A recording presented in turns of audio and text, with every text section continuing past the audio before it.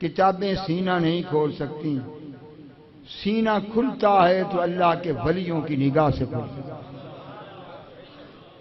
رومی کو کم عالم تھا جس نے کہا دی مجھو اندر کتب اے بے خبر،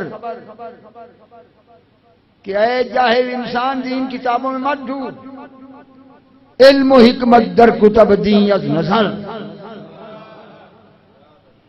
علم و حکمت ضرور کتابوں میں ہے مگر دین نگاہ سے ملتا ہے۔ وادی سون کے سب سے بڑے مولوی قاضی احمد، جس سے علماء بات کرتے ہوئے ڈرتے تھے، ہزاروں اس کے طلبہ تھے، اس نے گھوڑے پہ کتابیں ڈھونڈ ڈھونڈ کر لا دیں اور سیال شریف میرے حضرت اعلیٰ غریب نواز سے مناظرے کے لیے آیا، اتنی جرأت تھی۔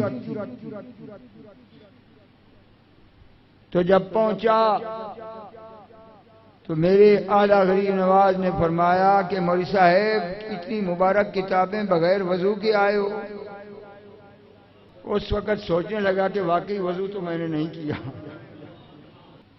تو آپ نے فرمایا کہ جائیں وضو کریں، پہلے وضو کریں۔ تو وہ وضو کرنے گئے، پیچھے قوال کو کہا کہ قوالی شروع کر۔ اسی پر مولانا مناظرہ کرنے آئے تھے۔ قوال نے قوالی شروع کی، مولوی صاحب نے دور سے ہی کہا اوئے وہی کام کرتے پے ہو جس کان میں آیا، پہلے میرے نال مکو۔ آپ چپ رہے، قریب آئے تو صرف حضرت نے ایک نگاہ اٹھا کے دیکھی، 6 فٹ مولوی صاحب کا قد تھا اور پگڑی باندھی ہوئی تھی چنگے مینڈے کے برابر، شملہ بقدر علماس۔ پھڑک کر مولوی صاحب زمین پہ گرے، پگڑی کہیں جا کر گری۔ 5 منٹ تک مرغ بسمل کی طرح تڑپتے رہے اور ایسی صفائی ہوئی کہ اٹھ کر اپنی پگڑی اپنے ہاتھوں سے پکڑ کر قوال کے قدموں میں لا کر دے دی کہ یہ تیری ملکیت ہے، قوال کے قدموں میں۔ تو حضور کے صاحبزادے گھر گئے، انہوں نے کہا زیورات دو، مائیوں سے کہا۔ تو جو زیورات موجود تھے وہ اٹھا کے لے آئے اور قوالوں کو کہا کہ یہ مولوی صاحب کی پگڑی میں آپ کو کیا ملے گا، یہ پگڑی ایک عالم دین کی ہے، یہ مجھے دے دو اور یہ زیورات لے دو۔ تو ان کو کیا اور چاہیے تھا، میراثیوں کو، ان کو اگر زیور مل رہا تھا، انہوں نے کہا لے جائیں حضور۔ آپ نے وہ پگڑی حضور اعلیٰ کو جا کر پیش کر دی۔ آپ نے فرمایا مولوی صاحب ادھر آئیں۔ آپ نے ان کے سر پر پگڑی رکھ دی، جب پگڑی رکھ دی تو عرش عظیم کے ستون نظر آنے لگ گئے۔ مولوی صاحب کے والدین آئے، انہوں نے حضور اعلیٰ کو کہا کہ ہم غریب ہیں، یہ اسکول ٹیچر تھا، پڑھاتا تھا، کچھ ہمیں تنخواہ مل جاتی تھی، تو آپ اسے اجازت دیں۔ آپ نے فرمایا میری طرف سے اجازت ہے، میں نے کب اس کو کہا ہے کہ یہاں رہے۔ تو والدین نے انہیں کہا تو انہوں نے کہا کہ آپ سمجھ لیں میں آپ کے لیے فوت ہو چکا ہوں، اب میں جیسے مچھلی پانی سے باہر نہیں آ سکتی، میں سیال شریف کی فضا سے باہر نہیں نکل سکتا۔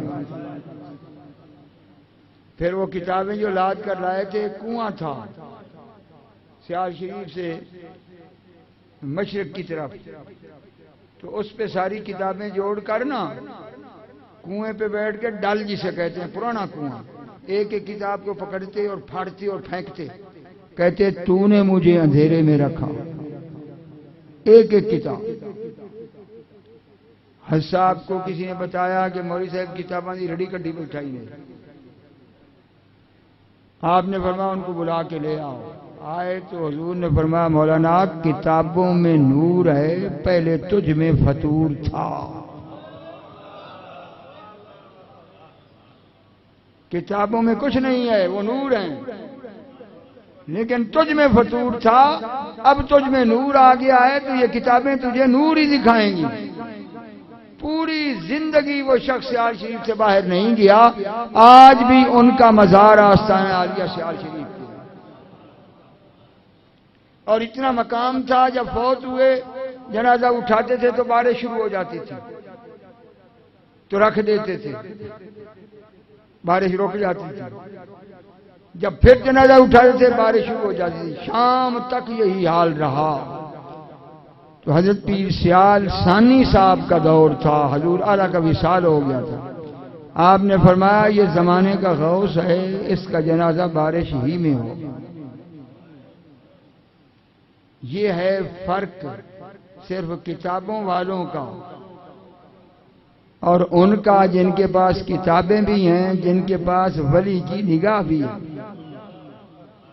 العین حق ہے کہ نہیں حدیث؟ سرکار نے فرمایا کہ بد نظری حق ہے،